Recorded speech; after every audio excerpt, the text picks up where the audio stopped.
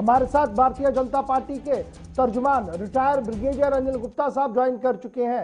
गुप्ता साहब बहुत शुक्रिया सर ज्वाइन करने के लिए। लगातार पहले फेज से आप हमारे साथ ज्वाइन कर रहे हैं, बात रख रहे हैं, तज्जिया भी कर रहे हैं, लेकिन लगातार एक चीज का जो एहसास किया गया वो ये था कि जिस टाइमिंग पोलिंग हुई है, यानी जो टाइमिंग दी गई है, अगर इसको स्ट्रेच किया जाता तो शायद और ज्यादा बेहतर होती है। आज सुबह 7 के बदले 8 शुरू होती और 2 से 4 बजे तक हो जाती तो ये पोल परसेंटेज और बेहतर हो सकता था, और बढ़ सकता था। गौर साहब, तमाम नाजरीन को जय माता दी, सलाम वालेकुम, सत श्री अकाल और गुड मॉर्निंग। आपने जो बात कही है मैं उससे पूरी तरह से सहमत हूं। और जब ये पूरी कवायद शुरू हो रही थी और पहली बारी जब इसके अनाउंसमेंट हुई थी, तभी मैंने चीफ इलेक्शन कमिश्नर को एक ट्वीट करके कहा था कि 7 बजे का वक्त खासकर इस मौसम में जबकि सर्दियां आ रही हैं बहुत जल्दी है और हमें इसको सोचना चाहिए और बदलना चाहिए। लेकिन उन्होंने इस बात का ध्यान नहीं दिया। उसका क्या कारण है मैं नहीं जानता, लेकिन मैं आपसे पूरी तरह सहमत हूं। ये वक्त 7 बजे का वक्त खासकर सर्दियों के मौसम में, और जैसा कुछ लोगों ने कहा कि उन्हें दूर दराज के इलाकों से, पहाड़ियों से आना जाना होता है, और आज जम्मू जैसे शहर में इतना ज्यादा धुंध है तो बाकी इलाकों में कैसे होगा आप देख सकते हैं। तो मैं पूरी तरह से सहमत हूं कि ये वक्त जो है 7 बजे का जल्दी है। चलिए अब आहिस्ता आहिस्ता करके कंक्लूड हो रहे हैं। आज 6th फेज भी कंप्लीट हो गया। अब हमारे पास बहुत थोड़ा सा एरिया है जहां पर चुनावी दंगल होना है। एज ए प्रिंसिपल पार्टी के आप इस वक्त रिप्रेजेंट कर रहे हैं बीजेपी को। अब गणित का भी हिसाब किताब लगाया गया होगा पार्टीज के अंदर, तो ये जो पॉलिटिकल पंडित गणित लगाते हैं, क्या कुछ कह रहे हैं बीजेपी के बारे में, रेस्ट पार्टीज के बारे में? मुकाबला तगड़ा है या वन साइड मान रहे हैं? देखिए, ऐसा है कि मैं कभी इसके बारे में गैस वक्त नहीं करूंगा, क्योंकि इसकी पूरी की पूरी जिम्मेवारी जो है वो वोटर्स पर है। वोटर्स क्या कहते हैं और क्या करते हैं, क्या बोलते हैं और वोट किसको डालते हैं, आप इसको कभी भी मान नहीं सकते हैं। जो हम देख रहे हैं उसे हम ये नहीं मान सकते कि वही नतीजे होंगे। इसलिए मैं इसके ऊपर गेस नहीं करूंगा, ना हमारी पार्टी कर रही है। पर मैं ये बात जरूर कहूंगा कि मुकाबला तगड़ा है। मुकाबला तगड़ा है, यानी जितनी मेहनत बीजेपी ने की और जो रिपोर्ट्स ग्राउंड जीरो से आ रहे हैं, आप ये मान रहे हैं कि बहुत सारी चीजें ऐसी हैं जिन पर और ज्यादा मंथन करने की जरूरत पड़ेगी, पार्टी के अंदर भी और पार्टी के बाहर पर भी, ग्राउंड पे? नहीं, मैं अपनी पार्टी के इलेक्शन कैंपेनिंग से बहुत खुश हूं। जितना इलेक्शन कैंपेनिंग हमारी पार्टी के कार्यकर्ताओं और लीडरों ने किया है शायद किसी पार्टी ने किया हो। और जैसे मैंने कहा कि नतीजे जो हैं वो कुछ भी हो सकते हैं, लेकिन हमने मेहनत में कोई कमी नहीं छोड़ी है। हर पूल तक, हर पोलिंग बूथ तक हम पहुंचे हैं, हर लोगों के पास हम पहुंचे हैं, और हमारी कोशिश रही है कि लोगों को समझाया जाए कि जो नेगेटिव कैंपेन किया जा रहा है बीजेपी के खिलाफ वो एक बीजेपी बैशिंग है, ना कि हकीकत है। हमने लोगों को हकीकत बताई है और हमें बड़ी खुशी की बात है कि लोगों ने उसमें हमारे साथ हमदर्दी भी की है और हमें यह यकीन दहानी भी की है कि हाँ, जो हम कह रहे हैं वो सच है। लोगों ने हमारे विकास को पहचाना है और उसकी अप्रिशिएशन की है। ऑपोजिशन की तरह नहीं कि उन्होंने आंखें मूंद के सिर्फ यही कहना है कि कुछ विकास नहीं हुआ है। ऐसा नहीं है। आप जमीन पर जाइए, लोगों से मिलिए, बड़ी खुशी होती है उनसे मिलके, उनसे सुन के कि हाँ, यहाँ पर विकास हुआ है और ऐसा विकास हुआ है जो कभी उन्होंने 60-70 सालों में नहीं देखा था। चलिए आप बने रहिए हमारे साथ। अहमद अय्याज साहब भी मारूफ तज्जिया निगार कश्मीर से इस वक्त हमारे साथ ज्वाइन किए हुए हैं। अहमद अय्याज साहब, बहुत शुक्रिया ज्वाइन करने के लिए। मुख्तसरन आपकी भी एक रिएक्शन लेना चाहूँगा। छठा मरहला ख़त्म है, लेकिन छठे मरहले के इख्तिताम पर जो तज्जिए तबसरे हो रहे हैं वो यही है कि एक इनकलाबी इकदाम उठाया गवर्नमेंट ऑफ इंडिया ने, और शायद गवर्नमेंट को भी इतना एहसास नहीं था कि इस तरीके का टर्नओवर होगा। लेकिन अब जो ये टर्नओवर हुआ है, क्या वाकई तौर पर जो बीजेपी लगातार कह रही है कि हमने इस 2 साल के दौरान या 1.5 साल के दौरान जितना विकास किया है, जितना काम किया है, तरक्की मंसूबे आगे बढ़ाए हैं, उसका नतीजा यह है कि लोग उन पर भरोसा कर रहे हैं, बाहर आ रहे हैं? Cutting across the regional lines, दोनों साइड का बताइएगा, क्योंकि आप जम्मू भी रह रहे हैं बहुत देर तक। नहीं, बिल्कुल ऐसी बात नहीं है कि ये कोई 2 साल से डेवलपमेंट का नतीजा नहीं है, ना कोई ऐसी डेवलपमेंट वहां दिख रही है कि जो लोग महसूस करें कि ऐसी कोई डेवलपमेंट हुई है जिसकी बुनियाद पर हम वोटिंग करें।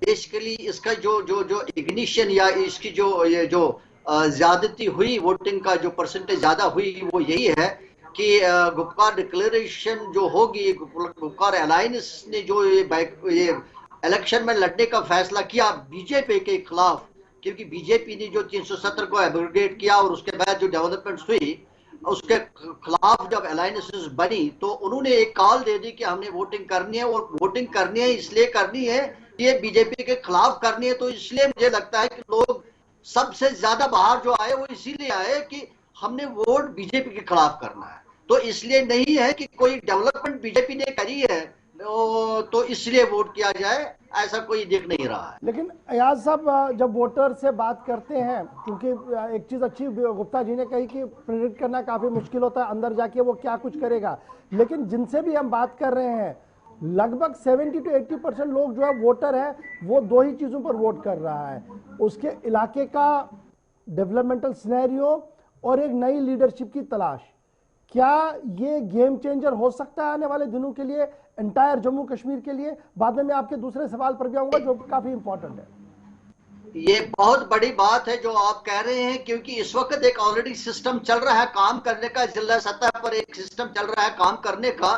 अब ये जो नया सिस्टम है डीडीसी के लेवल पर जो सिस्टम आ रहा है, ये एक नया सिस्टम आएगा जो सिस्टम के साथ जुड़ेगा, और ये सिस्टम में कैसे फिट इन हो जाएगा, कैसे फिट हो जाएगा, ये एक देखने की बात है। क्या ये सचमुच इसमें हेल्प करेगा कि तरक्याती काम हो जाए, उसमें हेल्प करे, या कहीं इसको डिस्टर्ब ना करे। जैसे हम देख रहे हैं कि बल्दियाती इलेक्शन में म्युनिसिपैलिटी काउंसिल लेवल पर जहां कोई काम सही तौर हो रहा था तो वहां हम आए दिन देख रहे हैं कि वहां तनाजाबाजी हो रही है म्युनिसिपल, वहां क्या नाम है इसका, म्युनिसिपल काउंसिल में। तो वही एक खदशा है कि ऐसा ना हो, क्योंकि लोग भी इतने ट्रेंड नहीं है, लोग भी इतने मैच्योर नहीं है, लोग भी इतने ये नहीं है इसमें इतने जानकार नहीं है कि जो जिनको मालूम हो कि डीडीसी कैसे चलाना है, इसका मतलब क्या है, इसका सही तौर कैसे इस्तेमाल करना है, तो वो भी एक दिक्कत आएगी। तो इसलिए बड़ा चैलेंज रहेगा ये इसका कि क्या सही तौर ये डेवलपमेंट काम में कुछ कंट्रीब्यूट कर सकता है डीडीसी, ये एक बहुत देखने की बात है। तो जहां तक मुझे लगता है कि जो हम लोग देख रहे हैं, जो कैंडिडेट सामने आ रहे हैं, उनमें उतना वो इतने मतलब जानकार नहीं है, उसमें उतनी ट्रेनिंग नहीं है, उतने मैच्योर्ड नहीं है कि वो इसको अच्छी तरह से चलाए। क्योंकि आज तक जो डेवलपमेंट काउंसिल जो चल रहे थे, आजकल जिसका डिस्ट्रिक्ट बोर्ड का जो चेयरमैन हुआ करता था वो एक कैबिनेट मिनिस्टर हुआ करता था, और जो इसके मेंबर्स हुआ करते थे वो एमएलए हुआ करते थे, जिनका कुछ सोच था। तो अभी जो नई जनरेशन जो आ रही है, नए जो फेसेस आ रहे हैं, उनमें उतना शायद उस लेवल का सोच नहीं है। तो अगर हो भी जाएगा इसमें टाइम लगेगा, अगर हो क्या गया। अहमद अय्याज साहब, हम ऐसा नहीं देखते हैं कि फर्स्ट टाइम एमएलए भी मिनिस्टर बनते हैं, कैबिनेट मिनिस्टर बनते हैं और बाद में वो इतनी बेहतर परफॉर्मेंस कर रहे हैं, जो 30 साल 40 साल इस कुर्सी पर बैठा होता है, एक्सपेक्टेशन से भी बरक्स देखने को मिलता है वहां पर? सही बात है, लेकिन जो एमएलए बनता है वो एमएलए थोड़ा सा उसको सिलेक्शन जब करते हैं तो उसकी थोड़ी लेवल देखी जाती है, उसकी सोच की लेवल, उसकी मैच्योरिटी देखी जाती है। तो वो यूं ही ऐसे ही उसको धकेला नहीं जाता है एमएलए के लिए, उसकी थोड़ी सी लेवल देखी जाती है। इसमें इतनी ज्यादा लेवल का एहतियात नहीं रहा, जो डीडीसी इलेक्शन है इतनी लेवल का नहीं रहा। अलबत्ता बीजेपी ने कुछ लोगों को कर दिया, उन्होंने एक्स एमएलए को कर दिया, उन्होंने कुछ शायद सीनियर लेवल के लोगों को भी इसमें डाल दिया। बाकी लेवल पर हमने ऐसा कुछ नहीं देखा।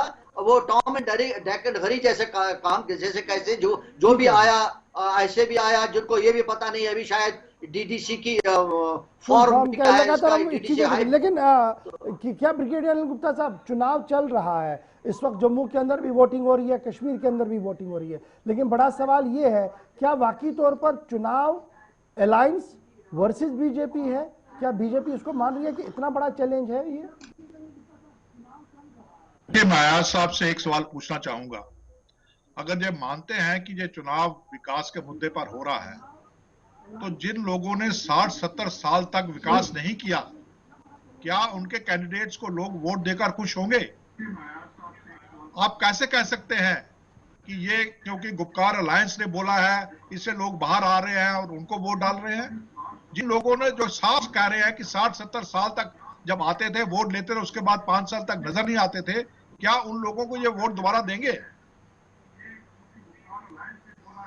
अय्याज साहब जल्दी से जरा रेस्पॉन्ड कीजिए कि बड़ा इंपॉर्टेंट वैलिड पॉइंट उठा रहे हैं ब्रिगेडियर साहब।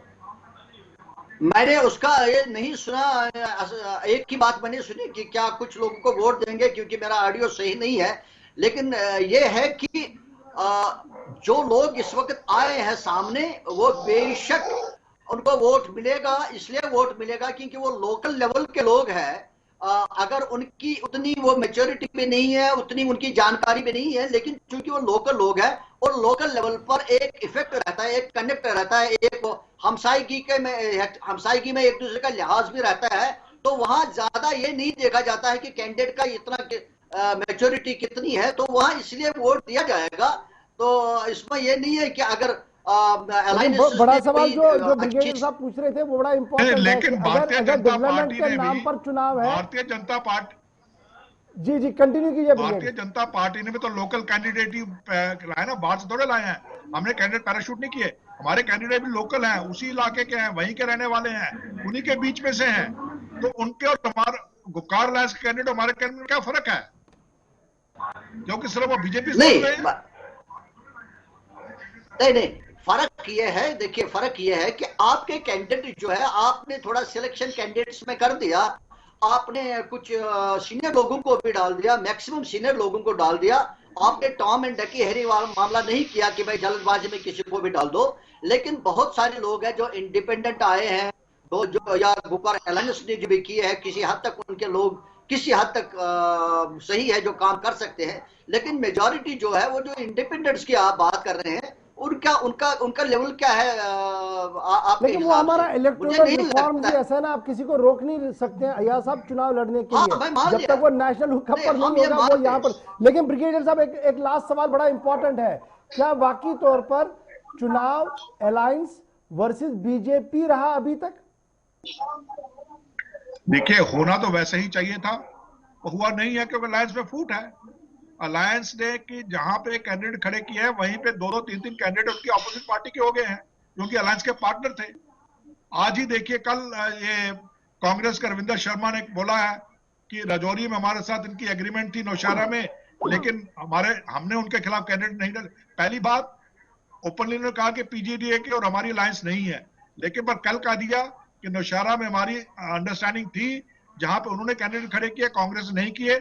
लेकिन जहां पर कांग्रेस ने खड़े किए, वहां पे पीडीपी और एनसी ने भी खड़े कर दिए। तो ये हम कैसे माने कि हमारे, yes it is BJP versus all, BJP versus all. तो अहमद अय्याज साहब, ये जो टेक ऑफ वाला सवाल बराबर आ रहा है पहले दिन से कि जिस तरीके की लीडरशिप में जो सब लोग जमा हुए थे वो ग्राउंड पर रिफ्लेक्ट नहीं हुआ, क्या ये सही है फिर जो तनकीद हो रही है अलायंस पर?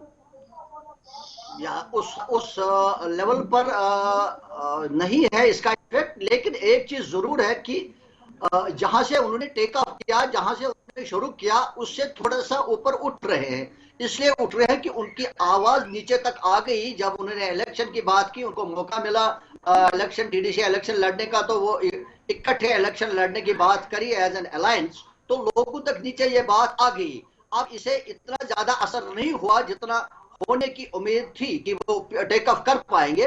लेकिन किसी हद तक उनकी वो जीरो लेवल, अगर मान ले इलेक्शन से पहले उनकी हालत थी, तो अब जीरो से थोड़ा सा वो मूव कर गए। लेकिन अब ये भी जरा बताइएगा, क्या आपको लग रहा है कि इस बार जिस तरीके का दंगल चल रहा है, इसमें बीजेपी कश्मीर के अंदर कोई खाता खोल पाएगी अपने निशान पर, अपने चुनावी वाले निशान पर कोई सीट निकल सकती है? क्या आपके पास ऐसा कोई तज्जिया है? अगर ओवरऑल में देखा जाए तो मुश्किल है, एक्सेप्टिंग अगर कोई कैंडिडेट अपने लेवल पर उसकी कोई अपनी छवि है, तो हो सकता है वो कहीं न कहीं कोई मिनिमम, कोई थोड़ा सा कहीं कर सके, वेरी लिटिल, वो बहुत कम, नॉमिनल जिसको कहेंगे। तो बाकी कश्मीर को लेकर क्या ओपिनियन है? क्या इस बार अपने नाम पर 22 तारीख को आयज साहब के साथ बैठूंगा मैं, अहमद अय्याज साहब के साथ बैठूंगा 22 तारीख को, उनको गिनाऊंगा कितने भारतीय जनता पार्टी के कैंडिडेट या भारतीय जनता पार्टी के सपोर्टेड कैंडिडेट जीते हैं, फिर हम बात करेंगे। चलिए, बहुत शुक्रिया अहमद अय्याज साहब। क्या होगा साहब के 22 तक का इंतजार कीजिए, 22 का बैटल बड़ा इंपॉर्टेंट है, क्योंकि हमने पूरे दिन आपको बताना है। उस दिन बता रहे हैं गुप्ता साहब कि हम बताएंगे कि बीजेपी कवल खिलाने में जम्मू कश्मीर में कितना कामयाब हुई और कश्मीर प्रोविंस में कितना खिला पाई है। लेकिन बड़ा सवाल यह है कि अलायंस वर्सेस अगर बीजेपी है तो क्या यह सिर्फ कश्मीर में है, जम्मू में नहीं? और अगर ये जम्मू वर्सेस श्रीनगर है तो सूरत हाल किसी भी तरीके से बेहतर नहीं है रियासत के लिए, उस रियासत के लिए जो पहले ही तकसीम हुई है। और तकसीम दर तकसीम अगर ये होती रही तो सूरत हाल कतई तौर